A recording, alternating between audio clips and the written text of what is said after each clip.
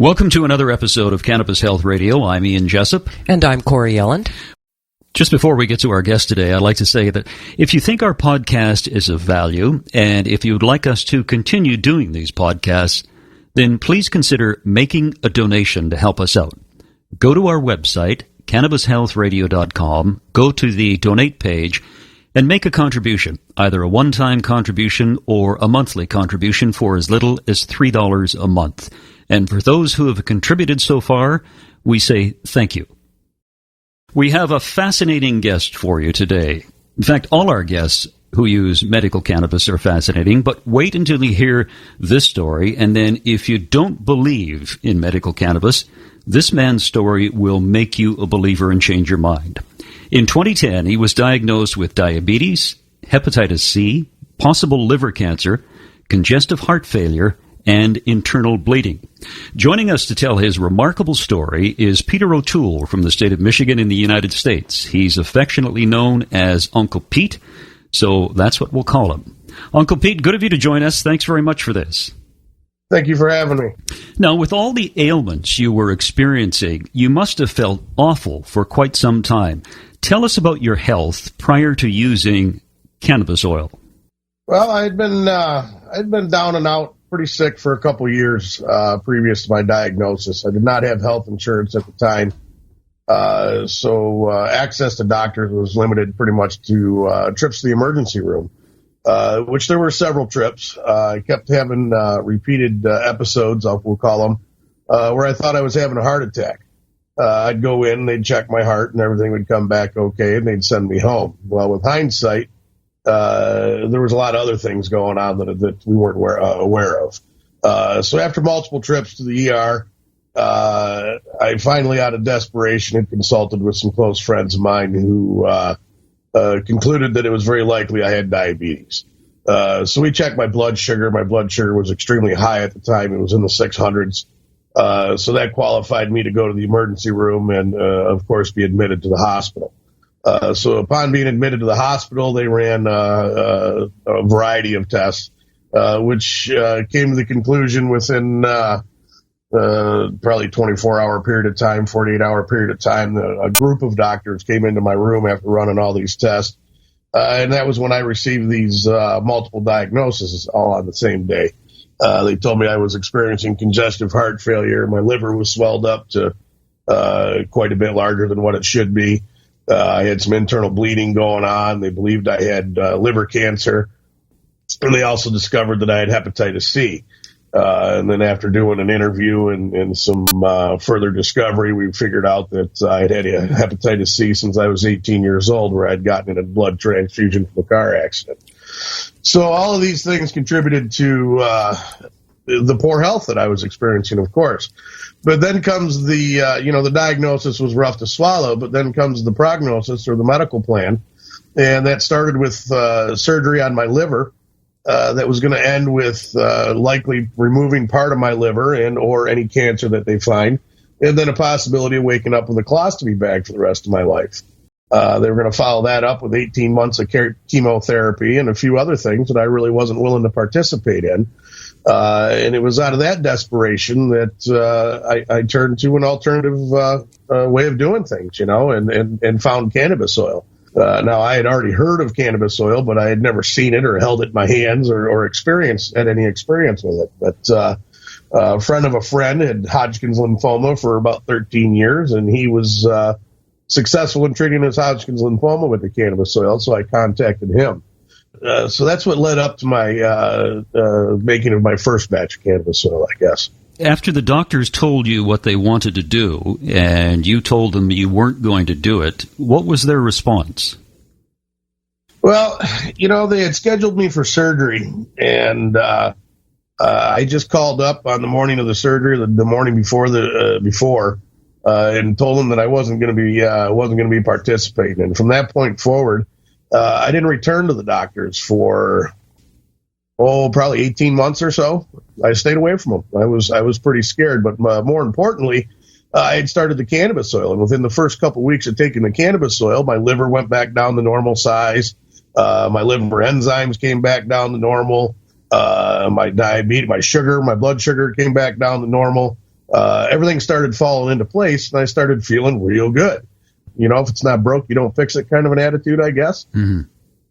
So you put two and two together and thought, this cannabis oil really works for me, and I'm going to pursue this. Do you still take it today? I do. Well, and, alongside myself, from the very first batch, I used to host an event called Cannabis Camp. And it was just a gathering of like-minded individuals, fellow medical marijuana patients and caregivers. And but long story short, I made my first batch of oil at Cannabis Camp, and I shared that oil with some of the other members of there at Cannabis Camp. From that point forward, every batch we made for the first,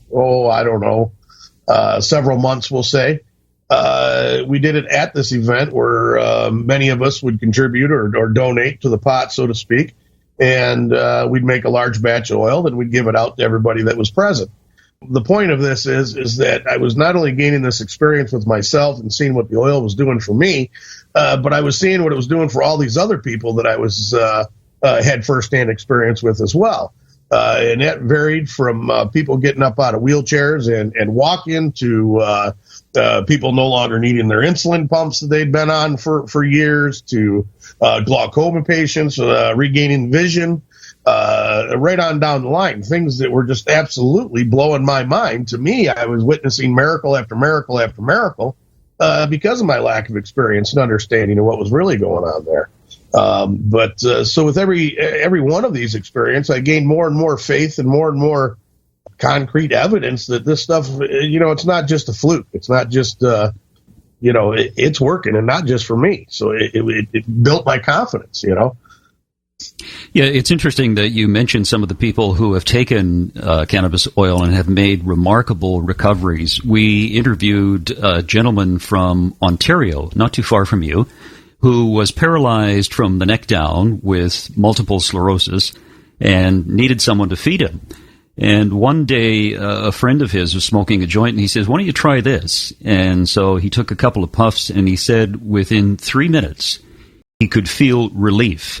And he started using cannabis on a regular basis. And now he plays in a rock band.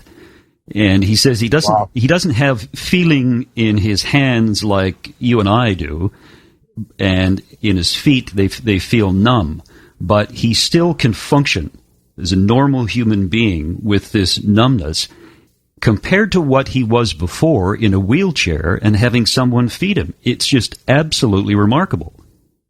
Yeah, well, and, especially with MS, it's been proven for so long. Some of the earliest patients that were accepted by the United States federal government in their medical marijuana program years ago, as far back as the 70s, were MS patients.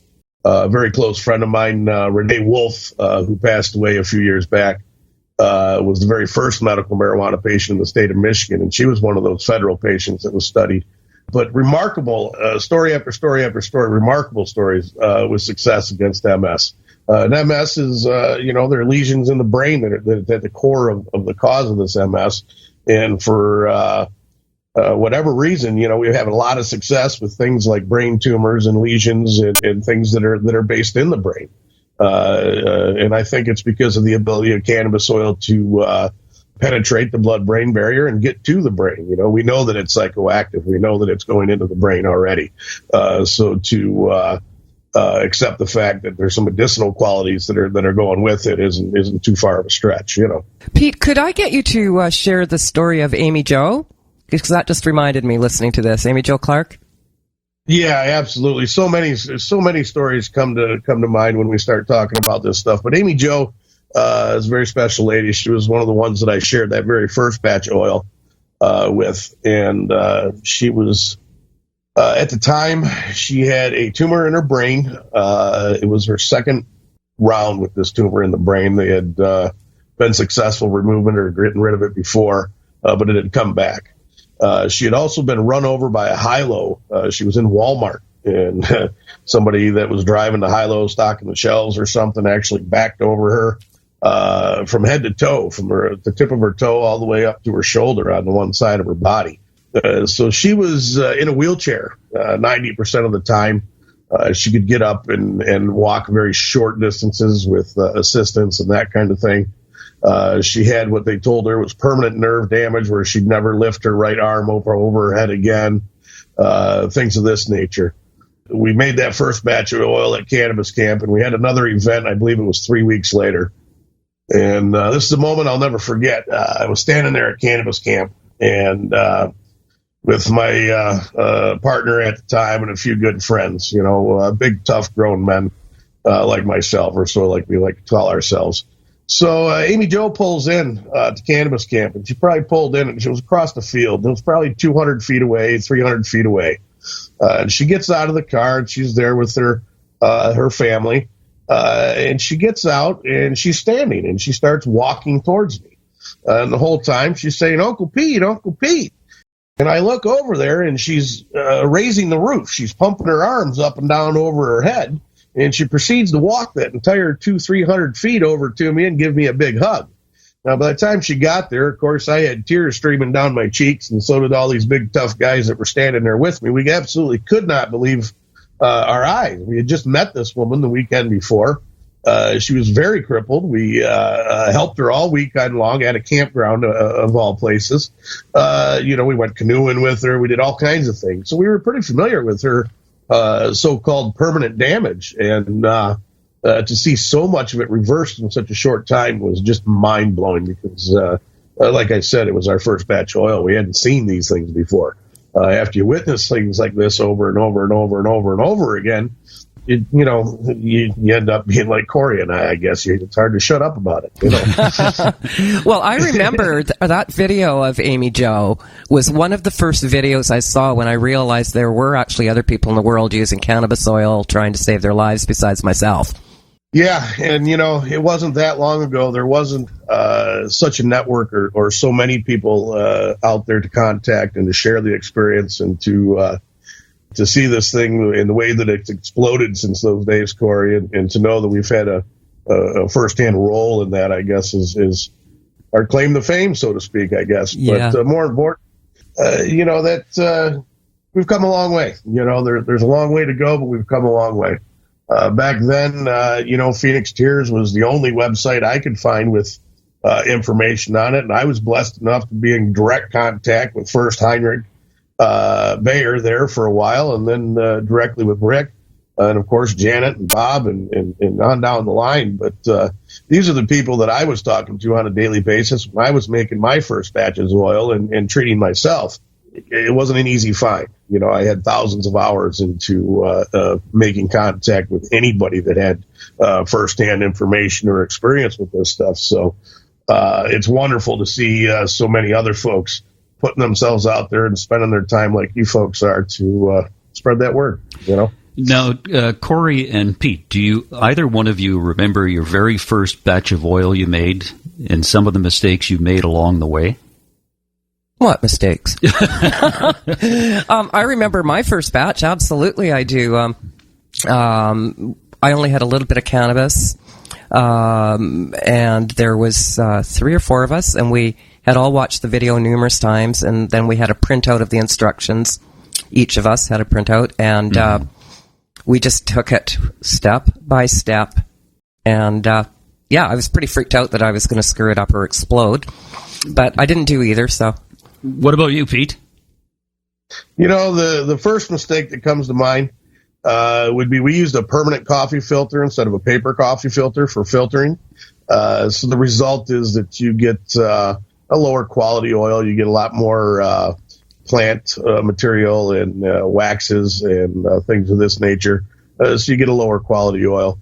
With that being said, from the very beginning, there was no doubt that I used the best starting material that I could find. I applied the best process to the best of my ability that I knew at the time, and I put a sincere effort in. So, so I guess, there's no real mistakes as long as you're making an honest effort, do the best that you can. And to this day, we continue to evolve with our process. And to keep an open mind and learning new things we've come a long way, some of the first things that, I guess I've, more than answered that question, but, there's, some very simple things that you can do and that most oil makers will concur on as you evolve, to improve your quality. I know Corey's answer to this question, but I want to ask you, would you be alive today, Pete, if it wasn't for cannabis oil? Absolutely not. There's no doubt in my mind that cannabis oil saved my life. It's just a matter of fact. You know, one of the things that I find remarkable in this, and I guess I'm a victim of this too, and I don't want to use that term victim, but when you help someone and you save someone's life, they tell you they saved someone's life. And Corey, remember when we were on commercial radio and that woman sent in the emails? She was with her daughter in Ontario, in ICU. She was in ICU, and she listened to our interview on the radio, and she started giving her daughter cannabis oil, and it saved her life. Yeah, the daughter wasn't supposed to live. They said she probably had a week. That's right, yeah. Yeah, and that really grabbed me emotionally, and I know, Corey, it does with you, because you've been doing this for about 5 years now without any compensation at all. And Pete, are you in the same boat? Once you help someone and you see their recovery, it grips you and you want to continue doing it? Well, absolutely. It becomes an addiction. You become obsessed with it, and then the opposite of that is you get overwhelmed with it at times as well. Yeah. There's no doubt that when you're the type of person that Corey or myself are, that there's a little piece of you that goes with every one of these patients when we lose them or when things don't go so well and so on, Pete, sorry to interrupt. Would you be willing to share the story? Because I want people to get first of all, a sense of who you are, because you are an amazing man. Would you share the story of how you flew out? I think it was like in the middle of the night. You flew wherever it was where there was that young child and gave that mother comfort and was able to help that young child pass with some comfort. It's probably one of the stories that I tell the least. It's probably one of the most profound experiences I've had with cannabis oil. Quasi was the young man's name. Quasi had brain cancer. I don't know how old he was. I want to say he was about 10, maybe a little younger. I think he was a little younger. Yeah, 7, 8, 7 10, or 8. Somewhere in there. Yeah. Yeah. So I was in Colorado on a different trip when I had met Quasi and his mother. I was at a place that served as a hospitality house for what we call cannabis refugees, people that moved to Colorado to receive cannabis oil treatment because they were from places where it wasn't legal and such. So I went there to meet somebody else, and we had met Quasi and his mother. I don't think I met his father on that trip. But anyway, we shared some of our experience. And then I continued on with, some Facebook messages and stuff like that with the mom over the next couple of weeks. So fast forward to the story that Corey's speaking of, and he had regressed. He'd been put on hospice. They expected him to pass away very soon at this time. He was laying in bed, fidgeting constantly, picking at his skin, doing some of the things that are pretty normal when we're getting ready to die. But most importantly, he was very, very uncomfortable. Moaning and groaning and things of this nature. Mom had been laying in his bed with him for days, literally, and such. So she contacted me out of desperation. And at this time, it wasn't to necessarily save him, but just to help. And I was in Michigan. She was in Colorado. It was about 2 o'clock in the morning. And she said, "Uncle Pete, you're the only one in the world I think that can help." So she explained what was going on. I've had quite a bit of experience with hospice and people dying. I was responsible for hospice care with both my parents and so on and so forth. So I immediately went and I made a batch of oil. I went out in my garage and I made a specific batch of oil for Quasi. Meanwhile, my wife made arrangements for a flight.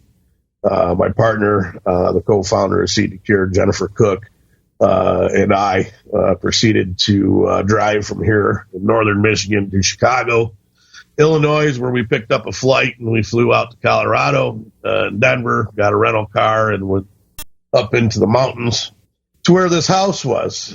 So I was there within, I think, 20 hours after I spoke to her at 2 o'clock in the morning. I was there the next day. So I walked in. Mom was there. Dad was there. Brother was there.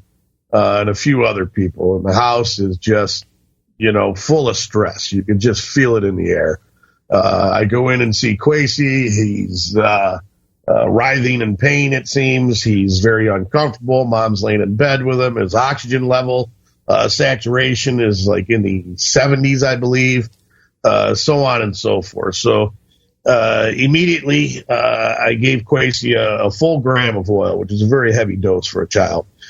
And I turned up the oxygen on his oxygen machine. We're like 4,000, 5,000, 6,000 feet in the air. His oxygen level was so low, there's no question that was contributing to his comfort level. So I cranked up his oxygen level, gave him that oil, sat the family down, was able to have a little bit of a conversation with them. Within a half an hour, Quasi was calming down. He stopped pulling at his skin. He started, his body started relaxing. He laid down, straight up and down for the first time in days. He had been clenched right up in the fetal position and things like that for a long time before that. So the result was Mom was able to relax. She was able to get up, take a shower for the first time in days, use the bathroom, things of that nature. Dad was no longer pacing the floors from one end of the house to the other. The brother that had himself locked in the bedroom and didn't want to talk to anybody about anything was out at the table sitting with us. So the whole energy of the house went from kind of frantic to very, very calm. So every couple hours, I believe it was every 2 hours, we proceeded to give Quasi a pretty heavy dose of oil. And I don't remember the exact dose, but it was heavy. And we kept him in what we call, through this experience, what we learned to refer to as like a cannabis coma. We just kept him on that level, knocked out, the really, really high state of mind, and he didn't wake up again. He stayed in that calm state of mind. His breathing was smooth right out. And we were able to leave. We knew that things were getting close to the end. So Jennifer and I decided to leave, and I think it was within 12 hours that that child passed away. But the result was they were able to stop using the morphine, the Ativan, all the standard things and tools that hospice were using that weren't working. They were able to get out of the system, and he was able to die in peace with a family that was in peace. And to see the role firsthand that cannabis oil was able to play in that was pretty magnificent. Wow, what a story. It's incredible. Yeah. I imagine you've got a number of stories like that, but many of them with a much happier ending, like the Amyjo story. When you talked about her with a brain tumor and being run over, and was it within a week that from taking her first dose of cannabis oil that she got out of the car and started walking towards you? 3 weeks. 3 weeks. Oh, okay. Yep. 3 weeks. We had an event. That was where we made the oil and we shared it. And she went home for a 3-week period of time and came to the next event. And that was when I saw her. So that's how far she had progressed in that 3-week period, So, Pete, in your experience, what would you say is the easiest, in quotations, cancer to get rid of? Right off the bat, I would say leukemia. It seems like the blood-based or blood-borne, I don't know the proper term for that, but that's the way that I word it, cancers seem to be the fastest to react, to improve. The people with leukemia seem to improve the fastest versus some of the other cancers. We seem to have a lot of success with brain cancers. Recently, I've had a lot of success with lung cancers, which a few years ago, it seemed to be a lot more of a challenge, and I don't know exactly what's different with the lung cancer patients we're dealing with now versus then. In a nutshell, I would say leukemia and the other blood-borne cancers. And then the ones that seem to take the longest are the ones that have the hardened tumors that are growing on organs, like liver cancer, pancreatic cancer, things of that nature. And I believe that's because it takes the body a lot longer to break those down, to win the battle. Corey, let me ask you the same question. What do you find in your experience over the last 5 years the easiest cancer to deal with? Leukemias, definitely. So it was interesting to hear Pete say that. And lung cancers. Believe it or not, stage 3, stage 4 lung cancers, I've seen tons of success with. Yeah, we were talking about that last night, and lung cancer. And you were also saying that suppositories work best for lung cancer. Well, that's what I've seen, suppositories. People with lung cancer do very well with suppositories. Do you have any experience with that, Pete? I've never done suppositories personally, but we've had a lot of patients that have. And I don't have any explanation as to why it works well for some and not for others, or why oral ingestion would be better for this, or suppositories would be better for that. Trying to make any rhyme or reason out of it is difficult. But I don't think I could go as far as to say that they're reciprocal. I don't think that if one would work, the other one would work. And I don't know how to elaborate on that, if you understand what I'm saying at all there. Yeah. There doesn't really seem to be a common denominator about why suppositories work for some stuff and not for others. I mean, it seems to be a really mixed jumbo type thing. I spoke with a fellow in Manchester this morning who helps a lot of people there, and he was saying, he just can't figure it out with suppositories. Some people do great, and you can take the same person or the same type of ailment on another person and only have marginal success. And so we still haven't found the real key, but we're making progress. Well, I got to believe it's got something to do with the way that the body's absorbing it there, and to put it real simple, if one guy does a suppository, he may not get high at all, and the next guy could do the same suppository and get as high as could be. Not that it's all about getting high or not, but when somebody has that effect, we know that we've hit the receptors, or our body has absorbed that medication. Why one person would absorb it differently with a suppository versus the next, I really don't know. But I got to believe it's something to do with absorption, Pete, I want to ask you a question. You mentioned glaucoma earlier, and I have a friend who I worked with about 30 years ago who has glaucoma, and he's almost totally blind now. And he suffers also from depression, and Corey knows him. And when I asked him which he would prefer, blindness or depression, and he chose blindness because he says depression is horrible. He got some cannabis tincture from a licensed producer in Canada, and he took too much, and it freaked him out. And he's been reluctant to take anything since. And I'm just wondering if you have any thoughts as to how we can proceed with this and help him out. Absolutely. One of my favorite stories is about glaucoma, but I'll save that and answer your question correctly. I would recommend an infused coconut oil recipe for that on our website, seedtocure.org. And the infused coconut oil, we use a pressure cooker, coconut oil, and close trim from the cannabis plant. 1 ounce of trim, 1 pint of coconut oil. You cook it in the pressure cooker for an hour and a half. You filter out all the plant material, and you separate the water from the oil. Is the short version. But what we end up with is a cannabis-infused coconut oil. And when you follow our recipe to a T, it comes out 50% activated or 50% decarboxylated, which is two different ways of saying the same thing.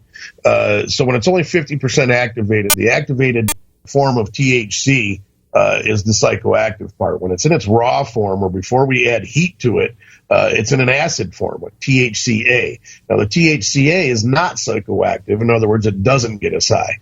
So when we make this infused coconut oil, we've got two things going on. Number one, it's a low dose.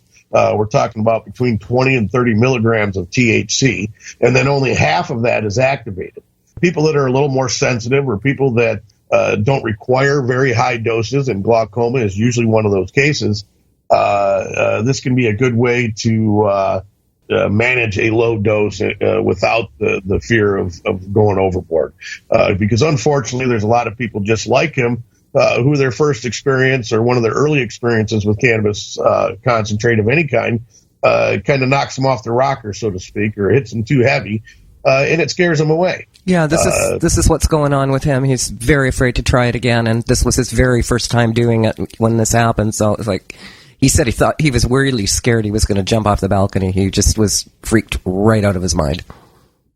My partner at Cannabis Camp, Joel Knorr, my best friend growing up, he had a mother-in-law, and actually it was his ex-mother-in-law at the time. And he didn't get along with his ex-wife, and his ex-mother-in-law wasn't his favorite person in the world either. But she had contacted him, and she had severe glaucoma. and was going blind, nearly blind. And they were in the process of moving her out of her house and into her daughter's house so that she could take care of her. And she was being hospitalized like once or twice a month because the pressure behind her eyes would be so great that it would cause migraines and severe pain and, real problems. He ended up donating some cannabis-infused coconut oil capsules to her. Within the first 3 days, she took one per day for the first 3 days. She had an eye appointment. She was going to the eye doctor every week at the time or every 2 weeks. Her regular pressure behind her eye was extremely high. I don't remember the number right now, but I want to say that normal ocular pressure is like between 7 and 11 of whatever units they use, and we'll say hers was like a 30. So she took a capsule a day for 3 days. She goes back to the eye doctor. The first thing they do is check the pressure, and it's back down to the normal range, whatever that might have been. So we'll say it was a 10. So the doctor's shocked because she has never tested that low for ocular pressure. So he pulls out the eye chart, and lo and behold, she's no longer going blind. She's actually improved by 2 rows of letters that she can now read. So fast forward, and she starts moving her stuff right back out of her daughter's house into her own house. She's nowhere near as, it was life-changing, I guess is what I'm trying to say. And to be blunt, we're talking about $2 worth of medicine here. Yeah. Yeah, your friend, his ex-wife must have phoned him and thanked him. Yeah, I'm thinking so. That's a great story. Yeah, that's great. When it comes to glaucoma, you got your ocular pressure, and of course that requires a doctor to check. But when you're talking about diabetes, you got your sugar level you can test at home. When you're talking about blood pressure, that's something we can test at home. But point being, I shouldn't say no matter, but most things that we're trying to treat with cannabis oil are trackable through these kind of tests or these kinds of things, whether it's through blood levels or the simple things I just mentioned. So when we're using cannabis oil, we don't necessarily have to rely upon ourselves or our own opinion. We can make sure that it's a matter of fact. If my blood sugar isn't where it needs to be, then perhaps I do need to take my insulin. But most people that are on cannabis oil find that they need less and less insulin until they're not using it at all, or whatever the case may be. And I'm sorry I went off on a little tangent there, but I think that's something that's important to understand. To bring it back around to your friend there, we can start at a very, very low dose and work our way up because we can see where this stuff is going to start working and where it's not working. The biggest recommendation for somebody like that, it's already been scared, or if you're dealing with somebody that you don't want to have that experience, there's nothing wrong with starting out very, very low and going up. That's great. So we can find that on your website, which is Seed to Cure, seed and the number 2 cure.org, seedtocure.org. Is that correct? Correct. We've got 2 recipes on there for cannabis oil, and one is for making pure cannabis oil. The second one is the cannabis-infused coconut oil there. So, Pete, share a little about what Seed to Cure is for people who aren't aware. Seed to Cure, it was something that was built by myself and, like I said, my partner Jen that I mentioned earlier, Jennifer Cook. We started Seed to Cure because of our own personal experiences with cannabis oil. At Cannabis Camp, I'm making these badges of cannabis oil. I'm giving them away, sharing them with all these people, so on and so forth. Well, I became fairly well known for my work with cannabis oil and became a member of Phoenix Tears. I served on the board of the Phoenix Tears Foundation for a while with Corey and Rick and Bob and Janet, those guys. And when I left Run from the Cure, Cannabis Camp was kind of a thing of the past, and I was looking for a fresh start, a clean slate, so to speak. So we built Seed to Cure as a vehicle, not only for ourselves, but for anybody that wants to learn about cannabis oil. Right now, it is information only, and it always has been. Website, there's nothing for sale on there. It was a way for us to share our personal experience, strength, and hope, as we like to say, with others. We used it to host a lot of the videos that we produced along the way, everything from patient testimonials to how to make oil, things of that nature. Since then, we've taken most of those down. We're in the process of rebuilding our website with a little different perspective. But most importantly, it's there to serve as that vehicle for the patient that gets that diagnosis, finds a little bit about cannabis oil, and wants to learn more. And that's it in a nutshell. Pete, it's been a pleasure to talk to you. Great to meet you, and the wonderful work you're doing. And you and Corey are surely an inspiration to everyone in the way you help people without payment, and it's great to hear. Thanks very much for your time. Appreciate it. Thank you so much for having me on, and it's always great to be with Corey, that's for sure. We got a lot of love for that lady. And pleasure to be with you as well. Okay. Thanks, Pete. Thanks, Pete. Appreciate it. Yep. Bye-bye. Bye. And that's it. Another edition of Cannabis Health Radio. Wherever you are in the world, thanks very much for listening. You've been listening to the Cannabis Health Radio podcast. Visit our website, cannabishealthradio.com, and follow us on Facebook and Twitter.